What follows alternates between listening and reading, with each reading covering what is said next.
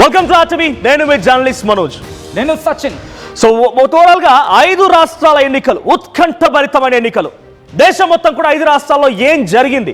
BJP కేంద్రంలో 3వసారి అధికారంలోకి వచ్చిన తర్వాత ఈ 5 రాష్ట్రాల్లో విజయాన్ని సాధించే ప్రయత్నం చేస్తోందా? బిగ్ బ్యాటిల్లో ఈరోజు ఓటర్లు ఎటువంటి వైపుగా, ఏ పార్టీ వైపుగా నిలబడ్డారనేది చూడాలి. మమత మాయాజాలం నిలుస్తుందా? పినరయ్ విజయన్ మళ్ళీ పటాకా పేలుస్తారా? స్టాలిన్ విజయ ఢంకా మోగించబోతున్నారా? అండ్ ఈ ముగ్గురికి సంబంధించి ప్రస్తుతం మాట్లాడుకుంటున్నట్టు అర్థం చేసుకోవచ్చు. దీంతో big battle, big update, at the same time big exit poll తో మీ ముందుకు వచ్చేసింది ఆర్టీవీ. అండ్ మేమిద్దరం కలిసి ఈ రోజు ఎగ్జిట్ పోల్ ఫలితాలు ఏముండబోతున్నాయి, ఏం చెప్తున్నారు, ఎటువంటి సినారియో ఉందో ఎక్స్ప్లెయిన్ చేయబోతున్నాం. అండ్ రియాలిటీని మీ ముందు ప్రయత్నం చేయబోతున్నాం. 5 states, it's a big battle. True. ఎవరు ఊహించని రీతిలో, ఉదాహరణ ఇచ్చిన ఎగ్జాంపుల్స్ చెప్తాను మీకు నేను. బీజేపీని తమిళనాడులో ఒక శిఖరం వైపుగా, అంటే ఒక బజ్ క్రియేట్ చేసిన వ్యక్తి అన్నామలై అనూహ్యంగా ఎన్నికల్లో పోటీ చేయలేదు. ట్రూ. మమతా బెనర్జీ 3 సార్లు అక్కడ డైరెక్ట్ గా కంటిన్యూస్ గా 3 టర్మ్స్ లీడ్ చేశారు. 4th టర్మ్ వెస్ట్ బెంగాల్లో ఏం జరగబోతోంది? తమిళనాడు కొత్తగా ఏర్పడినటువంటి పార్టీ తమిళనాడు విజయ్ ఏం చేయబోతున్నారు? ఇలా ఇంట్రెస్టింగ్ అప్డేట్, ప్రతిదీ కూడా పిన్ టు పిన్ ఎలక్షన్స్ లో ఏం జరిగింది తెలుగు ప్రజల కోసం ఫస్ట్ అండ్ ఫార్మోస్ట్ అందరికంటే వేగంగా ఆర్టీవీ ఎగ్జిట్ పోల్స్ ఫలితాలతో పాటుగా ఎటువంటి ఫ్యాక్టర్స్ అక్కడ పనిచేస్తాయి ఇన్ డీటెయిల్ గా చెప్పే ప్రయత్నం చేస్తోంది. So first breaking news on the screens of RTV. So breaking news వస్తోంది, మనం చూస్తున్నాం. 5 రాష్ట్రాల్లో పోలింగ్ ముగిసింది. ఉత్కంఠ రేపుతున్న 5 రాష్ట్రాల ఎగ్జిట్ పోల్స్ ఫలితాలు. బెంగాల్ గడ్డపై దీది రికార్డు తిరిగి రాస్తారా లేదా? అక్కడ బీజేపీ కైవసం చేసుకోబోతుంది. తమిళనాట స్టాలిన్ ఏం చేయబోతున్నారు? పినరయ్ విజయన్ మరోసారి అధికారం కోసం తహతహలాడడంతో ఆయన అక్కడ ఎగ్జిట్ పోల్స్ ఫలితాలు ఏం చెప్తున్నాయి? అస్సాంలో 3వసారి హిమంత బిశ్వ శర్మ 3వసారి అధికారంలోకి వస్తారా? చూడాలి. ఫస్ట్ అండ్ ఫార్మోస్ట్ గా నాతో పాటుగా సచిన్ కూడా ఉన్నారు. ఎగ్జిట్ పోల్స్ ఫలితాలు చెప్తా నేను. పీపుల్స్ పల్స్ ఎగ్జిట్ పోల్స్ ఫలితాలు అందించింది. ఆ ఎగ్జిట్ పోల్స్ ఫలితాల ద్వారా 5 రాష్ట్రాల్లో ఎటువంటి రిజల్ట్స్ ఉన్నాయో చూద్దాం. ఫస్ట్ అండ్ ఫార్మోస్ట్ గా నా కొలీగ్ సచిన్ అసలు పోలింగ్ పర్సెంటేజ్ చెప్తారు. సో పోలింగ్ పర్సెంటేజ్ తమిళనాడులో ఎలా ఉంది, కేరళలో ఎలా ఉంది, అస్సాంలో ఎలా ఉంది, బెంగాల్ 2 ఫేజెస్ లో ఎలా ఉంది? ఒకసారి పోలింగ్ పర్సెంటేజ్ సచిన్. ఇంట్రెస్టింగ్ గా పోలింగ్ పర్సెంటేజ్ గురించి మాట్లాడుకున్నప్పుడు తమిళనాడు గురించి మాట్లాడుకునే సందర్భం 84.69%. అంటే అర్థం చేసుకోవచ్చు అక్కడ ఎటువంటి సిచ్యువేషన్ ఉంది అనేది. ఇక్కడ కాస్త ఇంట్రెస్టింగ్ ఫ్యాక్టర్స్ చెప్పే ప్రయత్నం చేస్తాను మనోజ్. ఇక్కడ దాదాపుగా గతంతో పోల్చుకుంటే, అంటే వెస్ట్ బెంగాల్ కావచ్చు, ఇక్కడ ఈ సర్వే వచ్చిన తర్వాత కూడా పోల్ పర్సెంటేజ్ లో కాస్త ఆ హైక్ కనిపించింది తప్ప ఓటు వేసిన సంఖ్య మాత్రం నార్మలైజ్ గానే ఉంది. వీటి గురించి కూడా మధ్య మాట్లాడుకునే ప్రయత్నం చేద్దాం. ఎక్కడ ఏ స్టేట్ అనేది. అండ్ కేరళ 78.23% పోల్ పర్సెంటేజ్ నమోదైంది. అస్సాంలో 85.38% పోల్ పర్సెంటేజ్ నమోదైంది. పుదుచ్చేరి 91.23% పుదుచ్చేరిలో. అండ్ బెంగాల్లో ఫేజ్ 1లో 91.78 ఇప్పటి వరకు హైయెస్ట్ కింద మాట్లాడుకుంటున్న సందర్భం దేశ చరిత్ర గురించి కూడా. At the same time west Bengal phase 2లో ఇప్పటి వరకు మనకు అందుతున్న సమాచారం ప్రకారం 90% పోల్ పర్సెంటేజ్ నమోదైందంటే అర్థం చేసుకోవచ్చు. అండ్ ఇది ఏమైనా ఇంపాక్ట్ చూపిస్తుందా? పోల్ పర్సెంటేజ్ గురించి మాట్లాడుకున్నప్పుడు సాధారణంగా ఏమంటూ ఉంటానంటే ఇంకంబెన్సీ సాధారణంగా ఎక్కడ కూడా స్ట్రాటజిక్ కావచ్చు, లేకపోతే ఒక సర్వే ఫలితంగా ఒక రిజిస్టర్డ్ గా ఎక్కడ కూడా ఇన్ఫర్మేషన్ అనేది లేదనే చెప్పుకోవాలి. ఎందుకు అని ఏ మాట అంటున్నానంటే, మీరు ఎక్కడైనా కాస్త రిఫర్ చేసే ప్రయత్నం చేయండి. పోల్ పర్సెంటేజ్ అంటే ఎంత పెరిగినప్పుడు మారిపోతుందా అంటే కనుక గన్ షాట్ గా ఇది ఇంపాక్ట్ చూపిస్తుంది అనడానికి ఎక్కడ అథెంటిక్ గా మనకు కనిపించదు. Of course pros and cons ఇటు ఉండొచ్చు కాక, బట్ ఇప్పుడు బెంగాల్ గురించి మాట్లాడుకున్న సందర్భంలో అదే మేరకు ఇంపాక్ట్ చూపించబోతుంది అనేది ఇక్కడ ప్రధాన ప్రశ్న. బట్ ఒకసారి ఇంట్రెస్టింగ్ గా యాజ్ యూ సెడ్, ఒకసారి పీపుల్స్ పల్స్ సంబంధించి మనం ఆ రిజల్ట్ కూడా చూద్దాం. ఆర్టీవీ స్క్రీన్ పై చూస్తున్నారు. చాణక్య స్ట్రాటజీస్ హోల్సేల్ పీసీఆర్ తమిళనాడులో డిఎంకే మరోసారి అక్కడ అధికారులకు వచ్చే అవకాశం ఉందనేది చాణక్య స్ట్రాటజీస్ చెప్తున్నమాట. తమిళనాడులో 84.69% పోలింగ్ పర్సెంటేజ్ నమోదైంది. కేరళలో 78.23, అస్సాంలో 85.38, పుదుచ్చేరిలో 91.23, బెంగాల్లో 2 ఫేజెస్ కలిపి 92.59 అన్నట్టుగా నమోదైంది. సో పోలింగ్ పర్సెంటేజ్ కూడా అద్భుతంగా నమోదైంది. గతంతో పోలిస్తే పోలింగ్ పర్సెంటేజ్ పెరిగింది. సో ఒకసారి పోలింగ్ పర్సెంటేజ్ గురించి సచిన్ ఇందాక చెప్పినట్టుగా I continue with that. So west బెంగాల్లో గతంలో 82% పోలింగ్ పర్సెంటేజ్ నమోదైంది, ఇప్పుడు 92, 10% ఇంక్రీజ్ అయింది. జనరల్ గా సచిన్ ఇటువంటి పోలింగ్ పర్సెంటేజ్ ఇంక్రీజ్ అప్పుడు అయితే ఒకటి గవర్నమెంట్ ఇన్కంబెన్సీ వచ్చి ఉండాలి. అంటే ప్రభుత్వంపై వ్యతిరేకత వచ్చినప్పుడు పోలింగ్ పర్సంటేజ్ పెరుగుతూ ఉంటుంది. లేదు, ఇక్కడ ఇంకో ఫ్యాక్టర్ కూడా, గవర్నమెంట్ ఇచ్చే పథకాలు అద్భుతంగా ఉన్నప్పుడు ప్రతిపక్షాలు వచ్చి గవర్నమెంట్కి అగేన్స్ట్గా ఏదో ప్రయత్నం చేయాలనుకున్నా, ఎమోషనల్గా కొన్ని ఫార్వర్డ్ చేయాలనుకున్నా కూడా పోలింగ్ పర్సంటేజ్ పెరగడానికి అవకాశం ఉంటుంది. As vice versa positive and negative రెండు ఉంటాయి. అస్సాంలో కూడా సుమారుగా 3% పెరిగింది పోలింగ్ పర్సంటేజ్. హ్యాట్రిక్ కోసం హిమంత బిశ్వ శర్మ అక్కడ ట్రై చేస్తున్నారు. ఆయనకి సక్సెస్ అవడానిక లేదా కాంగ్రెస్ పార్టీ కంబ్యాక్ ఇవ్వడానిక చూడాలి. తమిళనాడులో 11% పెరిగింది పోలింగ్ పర్సంటేజ్. గతంలో రెండు పార్టీలే, డిఎంకే ఏఐడిఎంకే. ఇప్పుడు టీవీకే విజయ్ కూడా వచ్చారు కాబట్టి ఈ పోలింగ్ పర్సంటేజ్ లో విజయ్ ఏమన్నా ఇంపాక్ట్ చూపించడం కూడా చూడాలి. కేరళలో 4% పెరిగింది.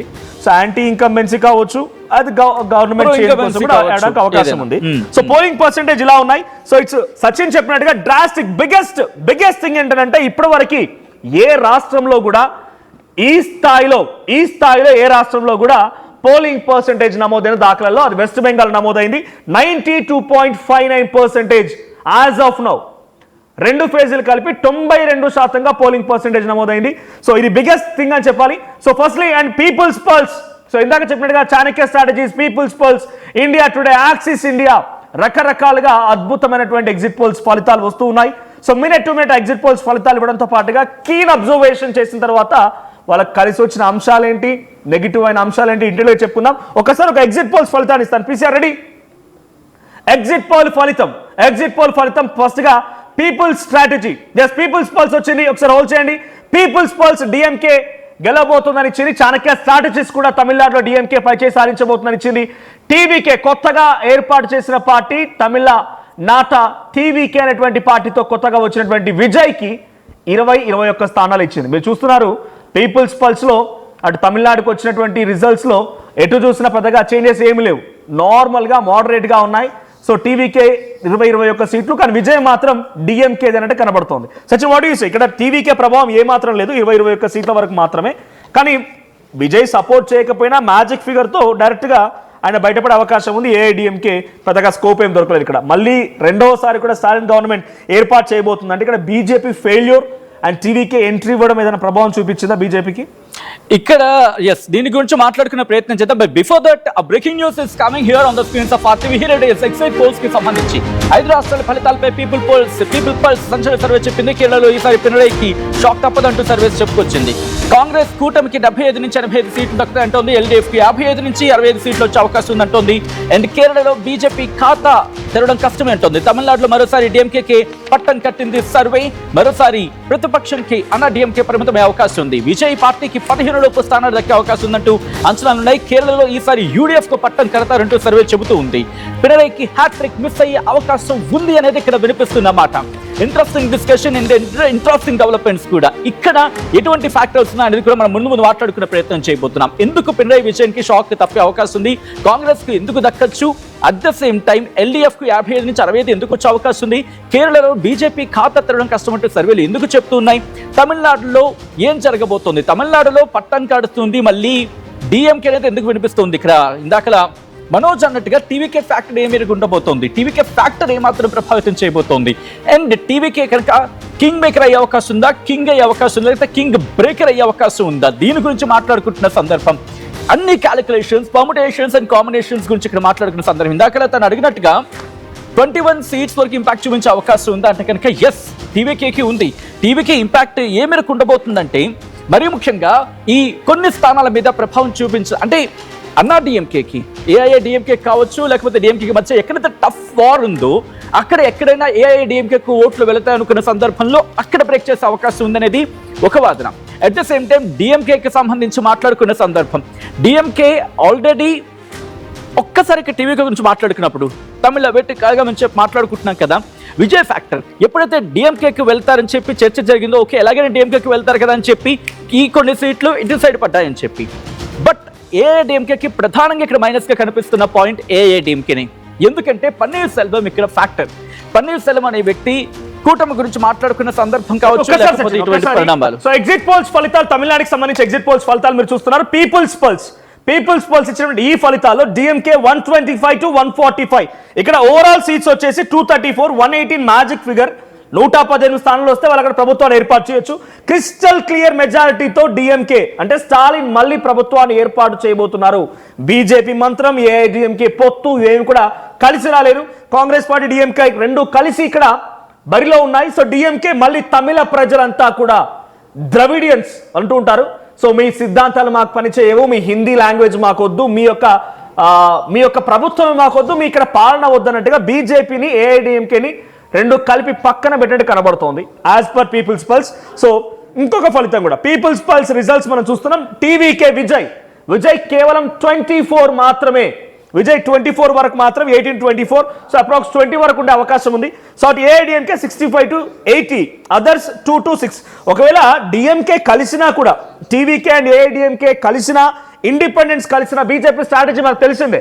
ఒకవేళ ప్రభుత్వాన్ని ఏర్పాటు చేయాలనే ఆలోచన గట్టిగా వారిలో కనుక ఉంటే ఎంతటి దుస్సాహసానికైనా కూడా వాళ్ళు ఒడిగడగలుగుతారు. అంటే పార్టీని విలీనం చేసుకోవచ్చు, పొత్తు పెట్టుకోవచ్చు, ఇంకేదైనా చేయవచ్చు. అటువంటి స్ట్రాటజీకి డెఫినెట్గా బీజేపీ ఎక్కువగా అవకాశం తీసుకుంటుంది. సో ఈ నేపథ్యంలో అటు ఎట్టి పరిస్థితుల్లో కూడా డిఎంకేకి ప్రభుత్వం చేజారే అవకాశం లేదు. సో మళ్ళీ ఒకసారి తమిళనాడు ప్రజలు డిఎంకేకి సపోర్ట్ ఇస్తున్నారంటే కనబడుతోంది. సో ఇంకొకటి చాణక్య స్ట్రాటజీస్ కూడా చూద్దాం. సో చాణక్య స్ట్రాటజీస్ ఏం చెప్తోంది? చాణక్య స్ట్రాటజీ ఏ రకమైన ఎగ్జిట్ పోల్స్ ఫలితాలు అందించినప్పుడు, సో ఆ చాణక్య స్ట్రాటజీ కూడా ఆల్మోస్ట్ పీపుల్స్ పల్స్ మాదిరిగానే 120-145 వరకు డిఎంకేకి అవకాశం ఇచ్చింది. సో 60-70 అటు ఏఐడిఎంకే అండ్ బీజేపీ కూటమికి అవకాశం ఇచ్చింది. ఇక్కడ టీవీకే పార్టీకి సంబంధించి ఇంకొంత స్థానాలు పెంచింది, 25-28 అప్రోక్స్ ఆ స్థానాల వరకు వస్తుందని చెప్తున్నమాట.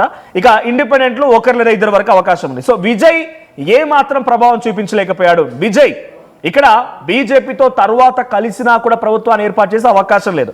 సో విజయ్ కేవలం అక్కడ ఒక నామమాత్రంగానే కనిపించింది, రిజల్ట్స్ కానీ పెద్దగా లేదు. బట్ ఫస్ట్ టైం అతి తక్కువ సమయంలో ఏర్పాటు చేసిన పార్టీ ఇంత ఒక 20 స్థానాలైనా సరే గెలుపోవడం అంటే చాలా బిగ్గెస్ట్ విషయం. దట్టు విజయ్ 2 కాన్స్టిట్యున్సీలో పోటీ చేస్తున్నారు. విజయ్ పోటీ చేస్తున్నటువంటి 2 కాన్స్టిట్యున్సీలో ఆయనకి కొంత అవకాశం ఉంటుంది. సో తిరుచురిపల్లి ఈస్ట్ అండ్ పెరంబూర్ 2 నియోజకవర్గాల్లో కూడా విజయ్ కంటెస్ట్ చేస్తున్నారు. సో తమిళనాడు ఎలక్షన్స్ పైన మా ఏపీ ఇన్పుట్ ఎడిటర్ కృష్ణమోహన్ సిద్ధంగా ఉన్నారు. కృష్ణమోహన్, సో ఎటువంటి రిజల్ట్స్ ఉండబోతున్నాయి? సో ఈ రిజల్ట్స్ ఇంపాక్ట్ టీవీకే లేదా ఏఐడిఎంకే అంటే మొదటి నుంచి అనుకుంటున్న మాట, రాజకీయాలు అన్నాక సహజంగా ఒక సిచ్యువేషన్ వచ్చి హంగ్ లాంటిది వస్తే డెఫినెట్గా గవర్నమెంట్లో షేరింగ్లో భాగంగా తీసుకుంటూ ఉంటారు, సేమ్ ఐడియాలజికల్గా కనుక ఉంటే. సో డిఎంకేని విభేదించి అధికారంలోకి రావాలని ఆలోచన చేస్తున్న టీవీకే విజయ్ డిఎంకేతో కలిసే అవకాశం లేదు ఇఫ్ ఎట్ ఆల్ హంగ్ వస్తే. కానీ ప్రతిపక్షంలో డిఎంకేని విభేదిస్తూ ఆయన పోరాడాలనుకున్నారు కాబట్టి ఏఐడిఎంకేతో కలిసే అవకాశం ఉంది. కానీ 2 కలిసినా కూడా ప్రభుత్వాన్ని ఏర్పాటు చేసే అవకాశం లేదు. మళ్ళీ స్టాలిన్ వైపే ఎగ్జిట్ పోల్స్ ఫలితాలు చెప్తూ ఉన్నాయి. సో ఏ ఇంపాక్ట్ స్టాలిన్ వైపుగా మళ్ళీ పబ్లిక్ నిలబెట్టింది అనుకోవాలి? డెఫినెట్గా మనోజ్, తమిళనాడు రాజకీయాలు ఈసారి కొత్త డెలివరీని చేయబోతుంది. ఎందుకంటే ప్రతిసారి తమిళనాడులో ఒకసారి ఏఐడిఎంకేకి ఇస్తే రెండోసారి డిఎంకేకి ఇస్తారు, మళ్ళీ డిఎంకేకి ఇస్తే మళ్ళీ ఏఐడిఎంకేకి ఇచ్చే పరిస్థితి రెగ్యులర్గా జరిగే ఫ్యాక్టర్.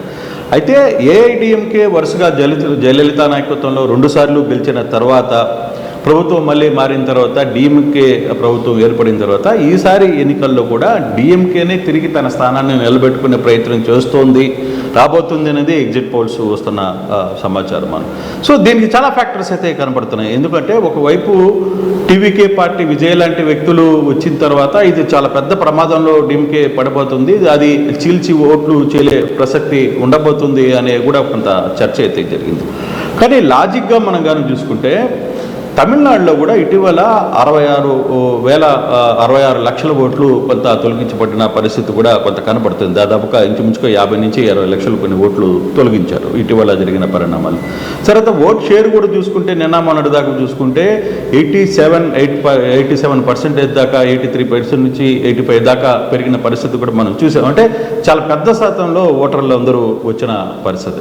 కానీ ఇక్కడ డిఎంకేకే తిరిగి ఎందుకు అనుకూలించబోతోంది అనే ఒక చర్చ జరిగితే దాంట్లో డిఎంకే చాలా తెలివిగా చేసిన స్టెప్, స్టాలిన్ లాంటి నాయకుడు బేసిక్గా తమిళనాడు ఎలక్షన్స్ మొత్తంలో స్టాలిన్ లాంటి నాయకుడు అక్కడ డిఎంకేకి ఒక బలమైతే, రెండవది స్టాలిన్ చాలా తెలివిగా పక్కనున్న పార్టీలు దాదాపుగా 12 పార్టీలని చిన్న చిన్న పార్టీలని కొంత ప్రభావితం చూడగలిగాం. ప్రధానంగా కాంగ్రెస్ లాంటి వ్యక్తులను కూడా దాంట్లో కలుపుకోవడం వాళ్ళు చేసిన ఒక పెద్ద స్ట్రాటజీ. సో ఆ స్ట్రాటజీలోనే ఇప్పుడు డిఎంకేకి అది ప్లస్ అయింది. గతంలో కూడా కొంత తమిళనాడులో కాంగ్రెస్కి కొంత వాల్యూ ఓట్ షేర్ ఉండేది, తర్వాత ఇతర పార్టీలు కూడా కొంత ఓట్ షేర్ ఉన్న పరిస్థితుల్లో ఆ ఓట్ షేరు ఏదైతే టీవీకేకి బదలాయింపు అవుతుంది అని భావించిందో డిఎంకే, ఆ ఓటర్ని ఇతర పార్టీల ద్వారా కలుపుకుని ఆ ఓట్ బ్యాంక్ని తిరిగి తన వైపుకి తెప్పించుకునే ప్రయత్నం చేయగలగడంలో స్టాలిన్ డెఫినెట్గా సక్సెస్ అయ్యారనే దానికి దీంట్లో మనకి చాలా క్లియర్గా అర్థమవుతుంది. అందుకే ఇప్పుడు వస్తున్న ఫలితాలు కావచ్చు, వీటికి సంబంధించిన సర్వేస్ వస్తున్న వాటిల్లో కూడా చాలా క్లియర్గా మనకి అర్థమవుతుంది తిరిగి డిఎంకేకి రాక ఖచ్చితంగా వస్తుంది అనే దాంట్లో.